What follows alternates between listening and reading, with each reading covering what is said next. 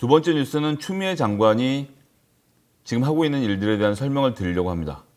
법무부가 대검찰청 내 수사와 정보기구의 축소를 지시했습니다. 그리고 이것과 관련된 검찰청의 의견을 물은 것으로 드러났는데요. 이런 과정을 통해서 대검이 지금까지 정보를 수집하고 이 사람을 조지자 저 사람을 조지자라고 결정했던 그 단위를 없애겠다는 추미애 장관의 의지를 표명한 것입니다. 제가 아침부터 옳은소리 방송에서 한번 언급한 적이 있는데요. 이번 인사가 늦어지고 있는 이유에는 다른 이유가 있다고 말씀드렸던 부분 바로 이 부분입니다. 조직을 직제를 개편하는 문제였기 때문에 좀 더 조심스럽게 했어야 했고 이것을 만드는 과정에서 시간이 좀 더 소요됐던 것인데요. 이 과정을 통해서 대검은 정보를 수집하고 수사를 지시하는 단위가 아닌 기소를 하고 공판을 유지하는 본연의 업무로 돌아갈 수 있게 된 계기를 마련했다는 점 환영드리면서 자세한 소식을 들려드리도록 하겠습니다. 자, 먼저 중앙일보 기사를 보시고 오겠습니다. 단독 윤석열 눈과 귀 없앤다. 특수공안 차장검사 직제 개편 추진. 4개직 폐지 추진. 이 기사는 마지막이 중요합니다. 법무부는 이날 이 같은 안을 대검에 보내 의견 조회를 요청했다. 그런데 이날 중앙일보가 입모한 법무부의 대검찰청 직제 개편 방안에 따르면 이야기 무엇입니까? 법무부가 직제 개편 방안을 만들어서 대검의 의견을 회신하기 위해서 공문서를 내렸습니다. 그런데 같은 날 중앙일보는 그 문서를 입수했다는 것입니다. 그러면 법무부가 중앙일보에 이 문서를 줬을까요? 아니면 대검에서 이 문서를 중앙일보에게 줬을까요? 너무나도 자명하지 않습니까? 지금 문재인 정부가 추진하는 추미애 법무부 장관이 추진하는 모든 검찰개혁의 시나리오들, 검찰과 토론이 되기도 전에 이와 같이 여론전에 사용이 되면서 윤석열의 눈과 귀를 없앤다. 특수 공안 차장검사 4개직 폐지 추진.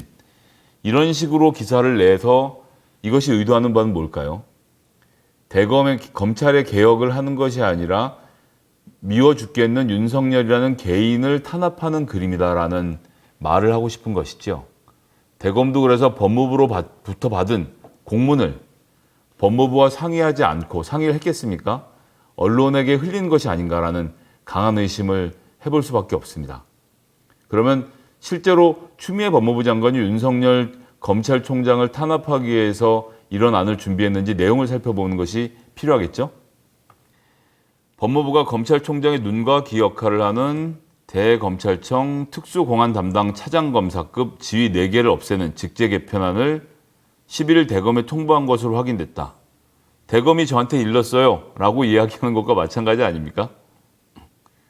서울중앙지검 반부패부도 기존 3차장 검사 산하에서 4차장 검사 산하로 옮기고 여기에 중앙일보가 말을 잘해 준 부분이 있습니다. 형사공판부 중심으로 대대적 개편에 나선다. 검찰개혁의 요체는 뭡니까? 수사 기능을 축소해서 결국은 폐지하고 공판 중심으로, 기소 중심으로 가는 부서를 만든다는 것이죠. 이 과정에서 경찰 등 수사기관에 인권 침해는 없는지 살피고 공정하게 국민들을 위해서 수사기관으로부터 국민의 인권을 보호해주는 조직으로 거듭나야 하는 상황입니다. 하지만 국민의 인권을 아무것도 아닌 것처럼 생각하면서 언론과 짜고 개인의 정보를 무차별로 살포해온 특수부는 이와 같은 조치를 절대 이해하지 못할 것입니다. 그래서 본인들의 눈과 귀를 가린다는 의미에서 이 안을 중앙일보에게 준 것이 아닌가라는 의심을 강하게 해보는 것이죠. 자, 검찰총장을 보좌하는 보십시오. 수사정보정책관, 반부패 강력부 선임연구관, 공공수사부 공공수사정책관, 과학수사부 과학수사기획관 등을 폐지한다라고 이야기한 겁니다. 수사정보정책관은 범죄정보 수집 역할을, 즉 전국에 있는 데이터를 수집하는 역할을 하는 것이죠.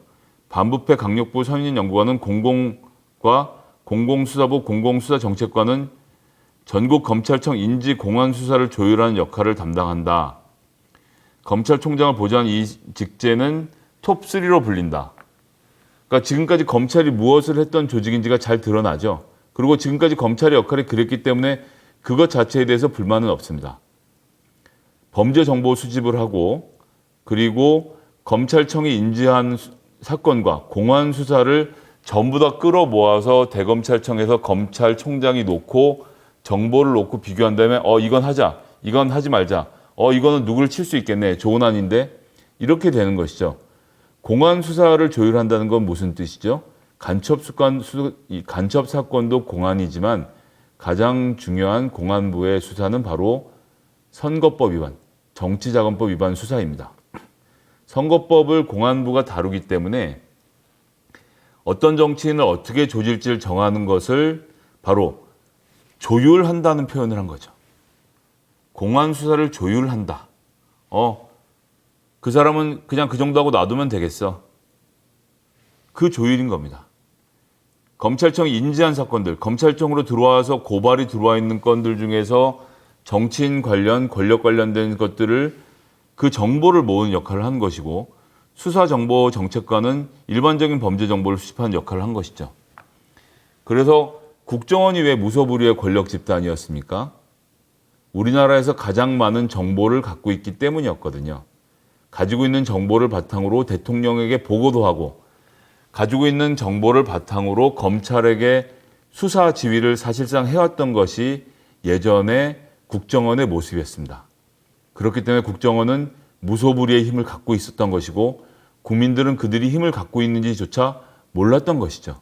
이것이 여실하게 드러난 사건이 무엇이었습니까? 바로 노무현 대통령의 논두렁 시계 사건입니다.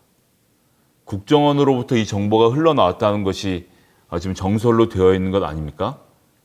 즉 이 당시만 해도 국정원과 검찰이 매우 긴밀하게, 그것도 국정원이 상급 기관으로서 정보를 공유하고 이걸로 노무현 대통령을 세게 때릴 수 있겠다 생각해서 언론으로 정보를 흘린 것 아닙니까? 정보가 얼마나 어마어마한 힘을 갖고 있는지 보여주는 대목이죠. 하지만 지금 현재 검찰은 수사 기능을 축소해 가고 있고 앞으로 폐지해야 합니다. 그리고 기소를 전담하고 또 이 수사를 잘하고 있는지 영장을 들여다보는 역할들, 그리고 재판에 나가서 공판을 담당하는 역할을 하는 것이 검찰의 역할일 것입니다. 그렇다고 하면 검찰청장이 이런 정보를 수집해서 조율할 이유가 없는 것이죠. 맡겨진 수사는 모든 개개의 검사는 헌법기관에 준하는 것입니다. 그 개개의 검사가 이 검사의 양심에 따라서 수사를 진행하면 되는 것인데 검찰총장이 이 정보를 다 모아서 누굴 칠지 말지를 정해왔던 것이 지금까지의 검찰의 관행이었고 이렇게 30년 넘게 관행을 유지해온 검찰의 공무원들은 자기들이 갖고 있는 힘이 관행이라고 생각해서 당연히 가져야 될 힘이라고 생각하지 여기에 어떤 문제가 있다라는 그런 인식을 하는 게 불가능합니다. 그렇기 때문에 추미애 법무부 장관이 전격적으로 이 문제를 치고 나온 것이죠. 이러는 과정에서 시간이 걸렸던 것이고 그래서 저는 지난번에 옳은소리 진행하면서 말씀드렸지만 그렇기 때문에 시간이 좀 소요가 됐다는 얘기를 드렸던 겁니다. 그렇게 하면서 세개과로 구성된 공공수사부 공안선거수사지원과 노동수사지원과도 2개로 줄인다. 노조와 정치인에 대한 수사를 지원하는 것도 줄이겠다라고 하는 것이죠. 대신 무엇을 늘리죠? 형사과를 확대하고요. 공판 송무부 산하의 공판과도 1개 더 늘려서 형사와 공판이라는 정말 묵묵하게 우리나라의 범죄 현장을 척결하기 위해서 노력하고 시민들의 피해를 입히는 범죄를 다루는 형사부와 그리고 공판부를 강화하겠다라는 의지를 밝힌 것입니다. 입수한 문건에는 이라고 써있고 검찰청이 대검에서 혹시 언론사에 제공한 것이 아닌가 의심되는 이 문건에서는 중앙지검 조직 개편에 대해서 이렇게 말을 하고 있습니다. 올해 1월 직접 수사부서를 형사공판부로 전환했으나 차장 산하 배치는 유지됨에 따라서 무늬만 형사부로 운영되고 있다는 지적이 있다. 잘 지적했죠. 형사공판 지휘체계를 실제화할 필요가 있다. 즉 대검에서 검찰총장 마음대로 다 하지 못하게 하겠다는 겁니다. 중앙지검은 형사공판 1, 2, 3 차장 산하의 분산 재배치에 형사공판 업무 분담의 효율성을 높이고 민생사건 처리의 신속성과 충실성을 제고할 필요가 있다라고 이야기를 하는 겁니다. 제가 말씀드린 대로입니다. 형사사건을 잘 다루면 민생사건들이 빨리빨리 해결된다는 뜻이고요. 지금 이 방송을 보고 계신 여러분들의 혜택을 보게 된다는 이야기입니다. 또한 더 중요하게는 공판입니다.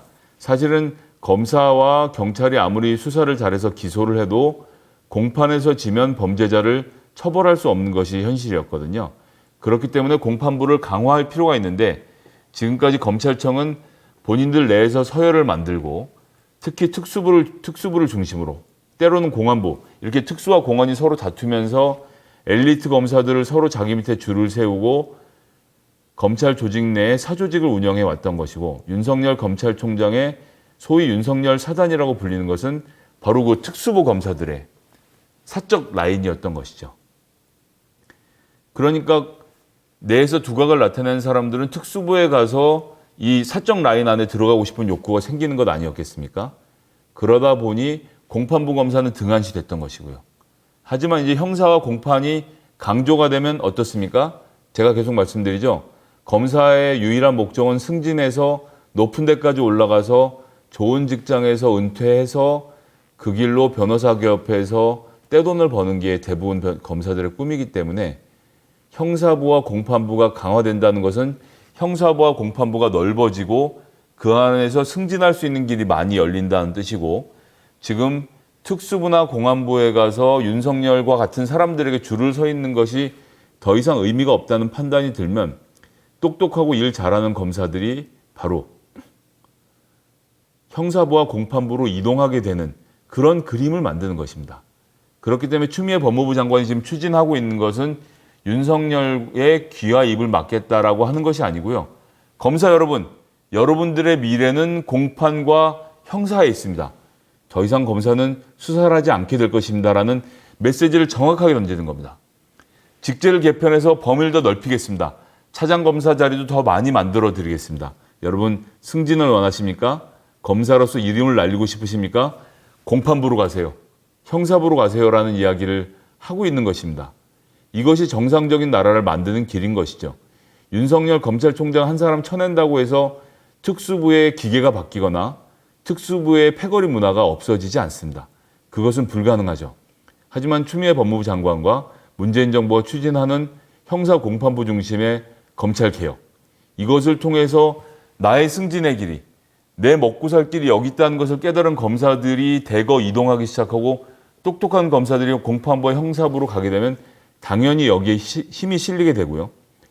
아주 극소수의 멤버들을 운영하는 특수부와 달리 공판부, 형사부는 검사들이 많기 때문에 이 안에서 우열각축을 다투면서 윗사람에게 충성하는 사람이 아니라 본인이 잘하는 사람이 승진을 하는 구조를 만들어 가겠다는 것이 바로 이번 인사의 큰 그림인 것입니다. 이런 그림에 대한 내용을 완전 무시하고 지금 중앙일보의 결론을 한번 볼까요? 한 현직 검사는 검찰총장의 힘을 빼기 위해 보좌 역할을 하는 기획관, 정책관 등의 자리를 없애버린 조치라면서 대검과 사전 협의도 없이 일반 통행 책상머리 조직 개편이 이루어지고 있다라고 지적을 했다는 겁니다. 중이 제 머리 못 깎는다. 중은 제 머리를 깎을 수가 없습니다. 정말 미안한데요. 중은 제 머리를 못 깎기 때문에 깎아드려야 합니다. 저도 제 머리를 못 깎습니다. 미정원에 가서 깎지 않습니까? 검찰의 개혁은 검사가 하는 것이 아니고요. 민간인이 해야 하는 것입니다. 검사들의 행태를 지난 오래 기간 동안 지켜봤던 전문가가 해야 하는 것이고요. 법대 교수와 법조 전문인들, 판사, 검사, 변호사 등이 함께 모여서 거기에 시민사회 권력과 정치인들이 함께 모여서 개혁을 하는 것이지 대검이 자기가 할 수 있는 게 아닙니다. 아직도 야, 내 밑으로 모여. 야, 무슨 사건인지 보고해봐. 이건 네가 하고 이건 네가 맡고 그 A당의 비의원 걔는 확실하게 조져. 이런 명령을 하는 시대가 지나갔다는 것을 지금 대검은 이해를 못하고 있는 것입니다. 뭐 안타까운 일인데요. 어쩔 수 없습니다. 그런 걸 더 어떻게 일일이 이해시켜가면서 개혁을 하겠습니까? 추미애 법무부 장관의 검찰개혁은 저는 단추를 제대로 껴서 진행되고 있다고 생각하고요. 이러한 시스템의 개혁을 통해서 검찰 내부에서 자기 발전의 개혁이 앞으로 이루어지게 되는 그림 한번 꿈꿔보겠습니다. 이상 두 번째 소식 마치도록 하겠습니다.